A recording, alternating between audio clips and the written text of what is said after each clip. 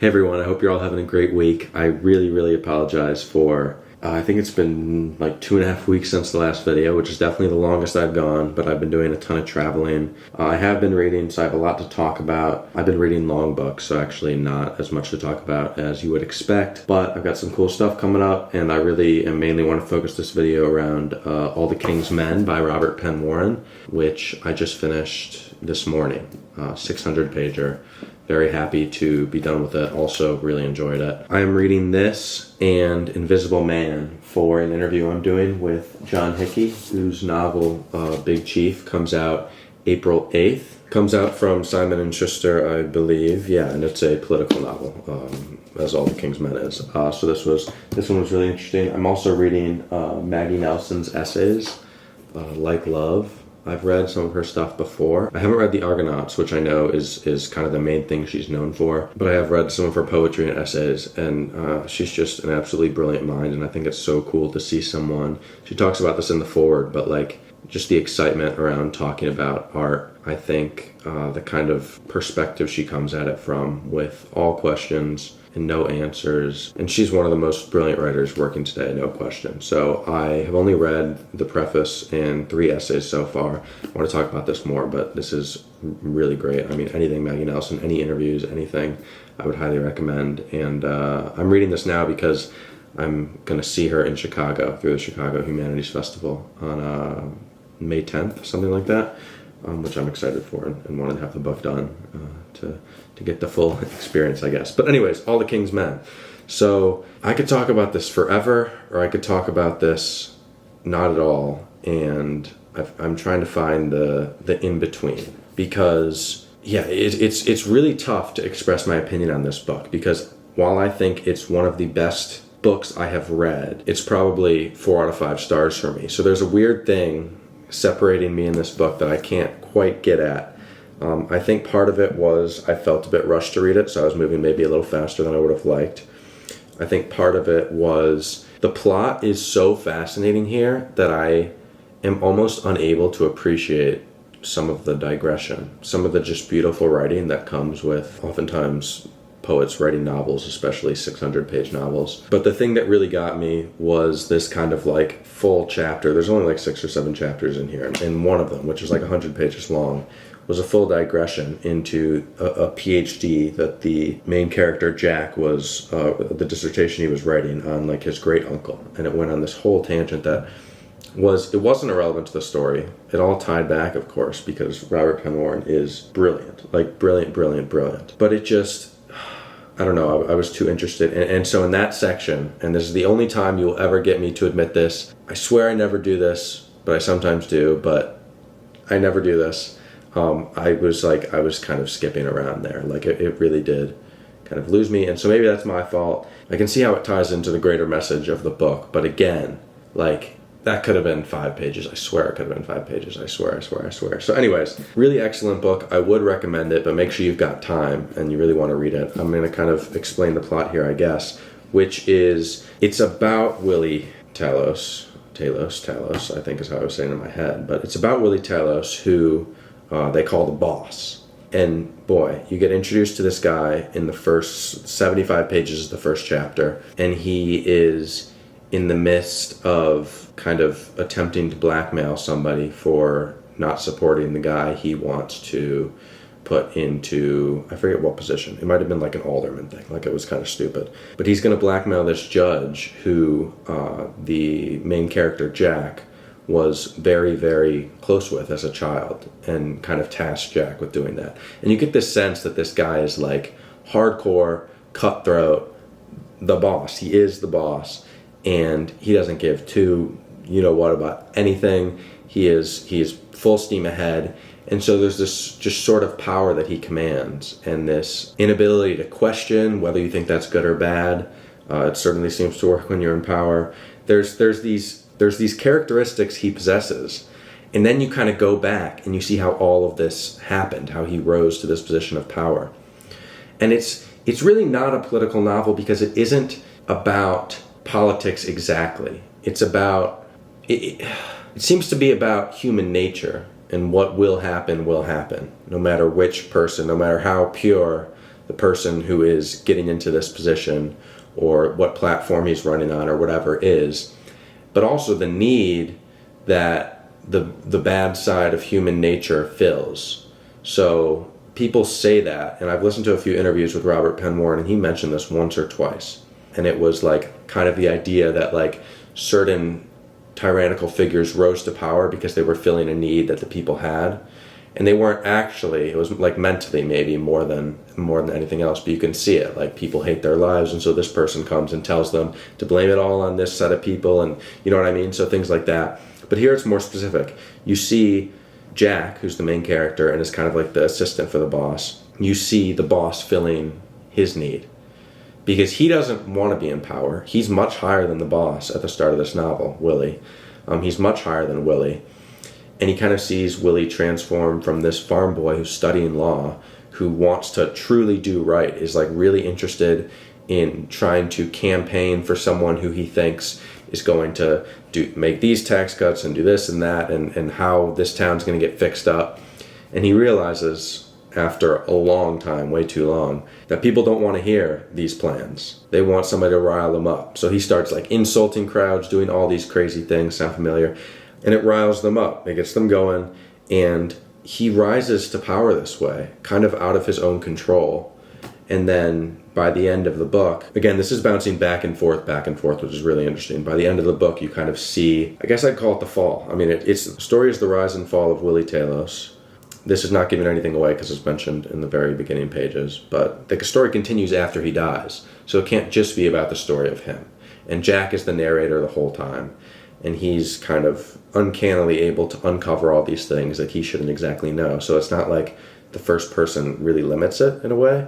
And it also really gets at, it doesn't just focus on the interior, because he's almost completely, Jack that is almost completely indifferent to anything happening in front of him, anything happening behind him. It's hard to know what he wants. That's the most interesting part of this book. You can kind of pinpoint everything every which way, but then we kind of hear tales of his romances in high school, and kind of this person, this girl he was in love with would call him Jackie Boy, and several times he references that Jackie Boy as not existing anymore.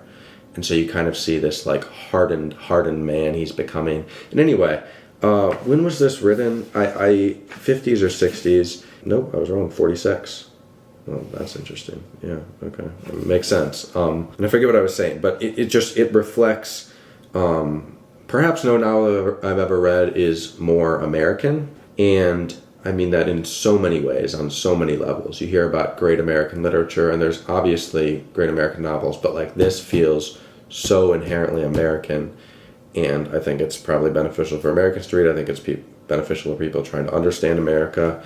I also think it's just beneficial understanding human nature, especially in a time like this. And that's what I was going to say. It's so applicable right now. So applicable. Written in the late 40s. I mean, so applicable. It's actually really interesting because the first chapter was my favorite part. This restored edition has the original first chapter, which was like 12 pages as opposed to 75 or whatever. But I really liked the first chapter. So it's very hard for me to organize this, because what I'm really trying to do when I'm reading this is trying to set myself up for possible like interview questions and like find what I'm most interested in here, see if it pops up in Big Chief, things like that. But there were a couple things I bookmarked to talk about. I don't remember at all what they were, so I'm just going to go to these pages and babble a bit, and hopefully that's okay, because I do want to read some passages, get some specific stuff down.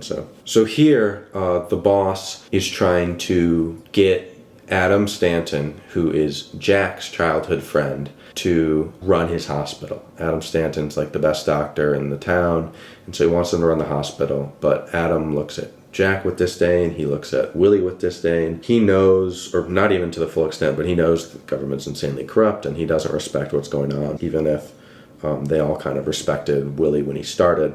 And so I think this was a great example of Jack's ability to see human nature with complete indifference, and the ability to manipulate people and bend them to his will without really even caring that he's bending them to his will. Like, he does not care about any of the assignments the boss is giving him. He does it. I mean, it's crazy. It's crazy the stuff he's able to do and able to figure out, and the people he's able to bend. It's quite fascinating. And then there's a part at the end where he calls someone and he mentions his name. And there's this full passage where he's explaining the difference between how the response to his name, like the O that somebody would say when they say it's Jack Burton, when the boss was in power and when the boss wasn't. And it's the way he can read that is maybe even a better reflection of his ability to understand exactly what someone is thinking, exactly what they want to hear, exactly what they don't. Yeah, that's a great passage as well. But I'll read this. I'm not sure where to start because it's kind of long, but I'll say he told Adam that the boss wanted him. So, the boss, he repeated, and on the word his upper lip curled more than customary to expose the teeth, and the sibilance seemed exaggerated. Need not expect to buy me. I have, he looked about the room at the clutter and the near squalor, everything I want. The boss isn't any fool. You don't think he was trying to buy you. He couldn't, he said. What do you think he was trying to do? Threaten me, that would be next. No, I nodded, not that. He couldn't scare you. That is what he seems to depend on, the bribe or the threat. Guess again, I said. He rose from the chair, took a couple of restless paces round the frayed green carpet, then swung to me. He needn't think he could flatter me, he said fiercely. Nobody could flatter you, I said softly. Nobody in the world. And do you know why? Why? Listen, pal, there was a man named Dante who said that the truly proud man who knew his own worth did never commit the sin of envy, for he could believe that there was no one for him to envy. He might just as well have said that the proud man who knew his own worth would not be susceptible to flattery, for he would believe that there was nothing anybody else could tell him about his own worth he didn't know already. No, you couldn't be flattered. Not by him, anyway, Adam said grimly. Not by anybody, I said, and he knows it.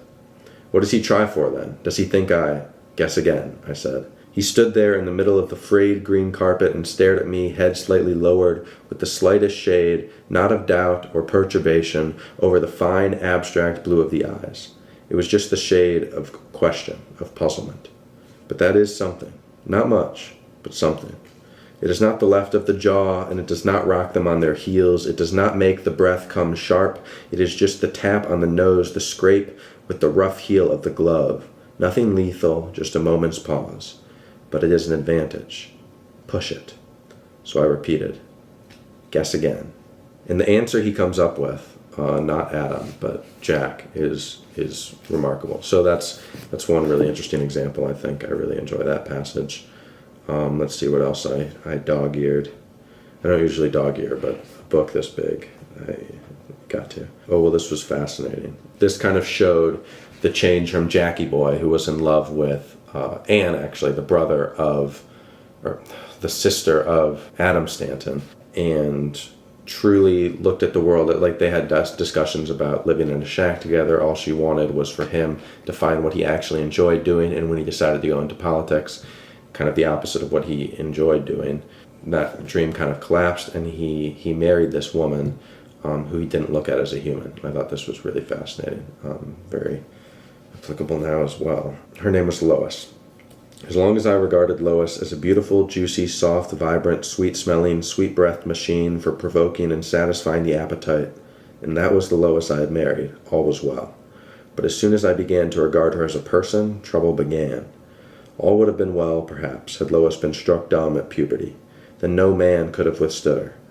But she could talk, and when something talks, you sooner or later begin to listen to the sound it makes, and begin, even in the face of all other evidence, to regard it as a person.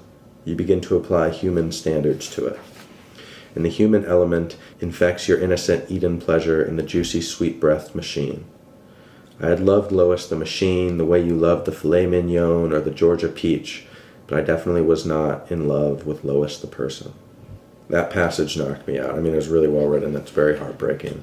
It's so interesting to see these aspects of humanity in, and I think what I'm focusing on here kind of shows that, to myself, not just to you, to myself, that the story isn't really about the boss as much as it is about Jack. But the things that happen in the boss's relationships to his kids and his wife, and the want to keep up appearances while everything's really going to shit. The things that are happening to Jack with his parents, nothing is good in terms of people, in terms of human interaction. All they want is power. They don't want to be on a level playing field with affection for somebody. It's almost as if affection is weakness. The boss loves his son, as long as he's excelling at something.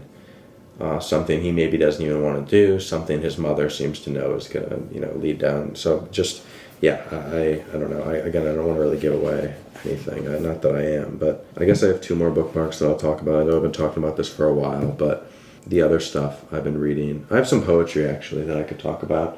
And then I've been reading some, memoirs and stuff for class. Nothing that I'd super recommend, but are both kind of interesting. So, but yeah, back to this. This is Jack talking with the boss's wife after everything has kind of gone down the drain. Again, it's not really a spoiler because he mentions the rise and fall on the back cover, and then you mention the death of the boss on the other. So here's Jack talking to Lucy. There's a break after Lucy speaks because it kind of dissects into Jack's thoughts. But he was a great man, she affirmed again, in a voice nearly a whisper. Then she looked at me calmly. You see, Jack, she said, I have to believe that. So she's kind of saying, under all of this, he was actually a great man. And it's hard because, he was actually at one point. But Jack understands that the man for the last 10, 15 years, he was not a great man. And there was nothing underneath there that was good, that was going to come out. It was all gone. And kind of the same, yeah. So, yes, Lucy, you have to believe that. You have to believe that to live. I know that you must believe that, and I would not have you believe otherwise. It must be that way, and I understand the fact. For you see, Lucy, I must believe that too. I must believe that Willie Talos was a great man. What happened to his greatness is not the question.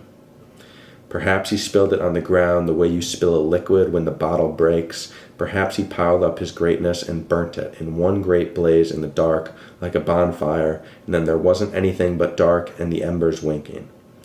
Perhaps he could not tell his greatness from ungreatness and so mixed them together that what was adulterated was lost. But he had it. I must believe that.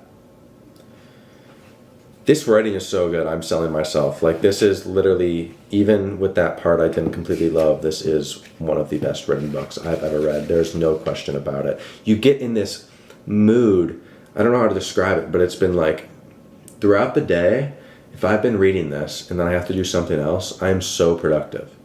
It re-inspires some sort of hope in me to that literature's still, it's the literature's still great, that, what I'm doing is worth doing. It sounds so corny and I sound like such an idiot and whatever, but it really does. It's just this sort of mood you get locked into when you're reading something like this. I honestly don't know that I've experienced it before. This is a book that I'm going to have to read again.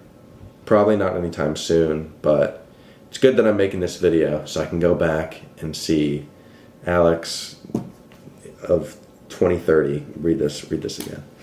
But yeah, this is the end. This has been the story of Willie Talos, but it's not actually the end. There's other parts that I'm skipping over.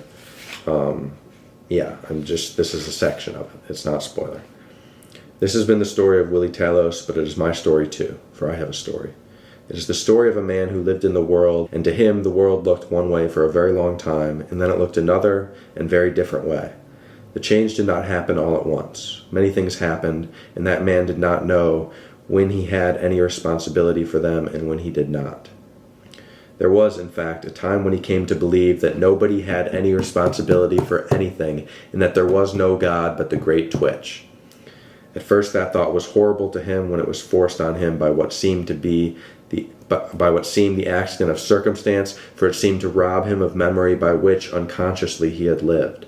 But then it gave him a sort of satisfaction, because it meant that he could not be guilty of anything, not even of having squandered happiness or of having... Don't worry about that.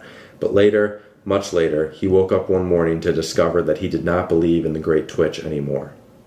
He did not believe in it because he had seen too many people live and die. He had seen Lucy Talos and Sugar Boy and the scholarly attorney and Sadie Burke and Ann Stanton live, and the ways of their living had nothing to do with the great twitch. He had seen his father die. He had seen his friend Willie Talos die, and he had heard him say with his last breath, "It might have been all different, Jack. You got to believe that." That's definitely a rough scene, but it's also hopeful, because I would hope that at some level, people would go out not still swinging. In the sense of somebody who's been power thirsty and money hungry and done almost everything wrong you could do.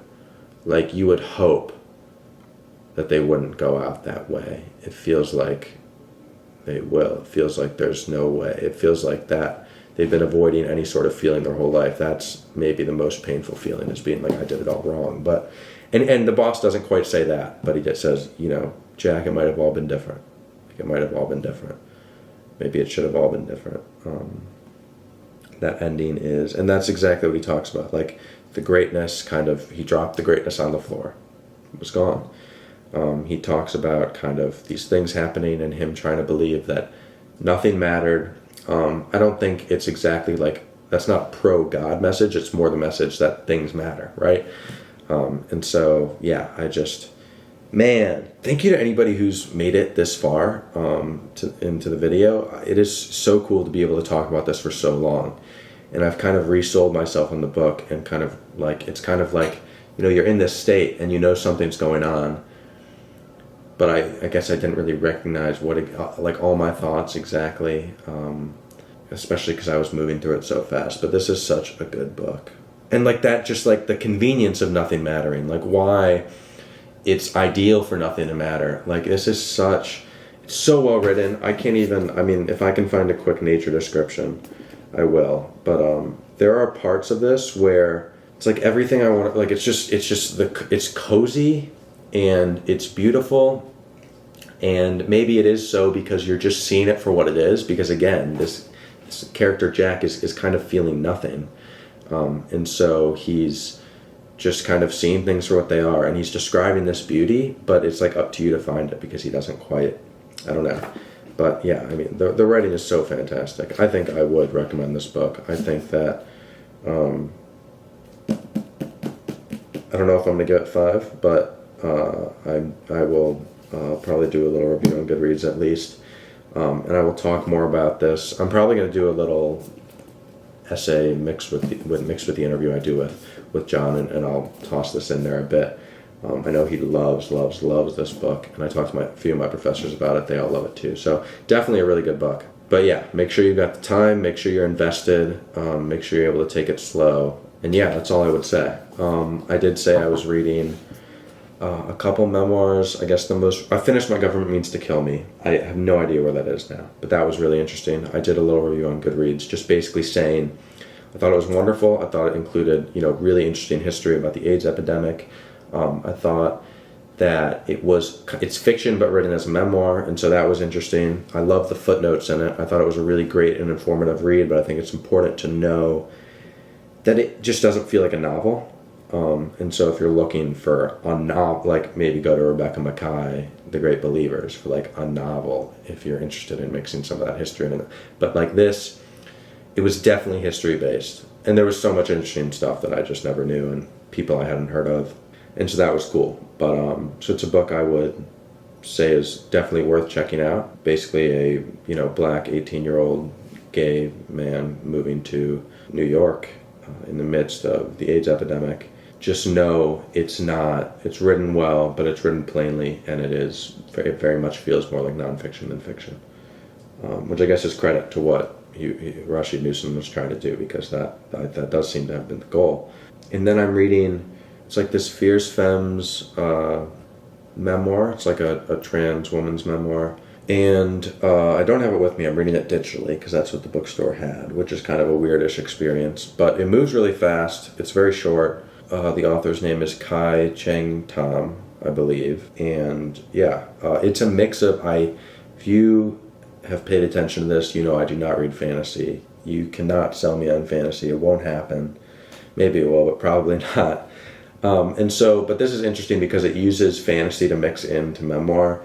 And so I've been thinking about it in terms of like autofiction, where you'll have somebody like Karlovic Knausgaard write, 8 books, each 600 pages long, recollecting like from the time he was, born to the time he's now like 50 years old or whatever. And it's just like, you obviously don't recall those intimate conversations with, your mom that you had when you were 9 years old, like word for word. Like that just doesn't happen. You don't remember what your kitchen table looked like exactly when you were, you know what I mean? So there's things that are, and that's why it's called fiction, like labeled as fiction, but it's still trying to be a memoir. And so I think that it's interesting that she uses in this book, Fierce Femmes and Notorious Liars, I think is what is the full title. I think it's interesting that she uses not only like representations of things to make them less, less traumatic in the writing in some ways, but also that she uses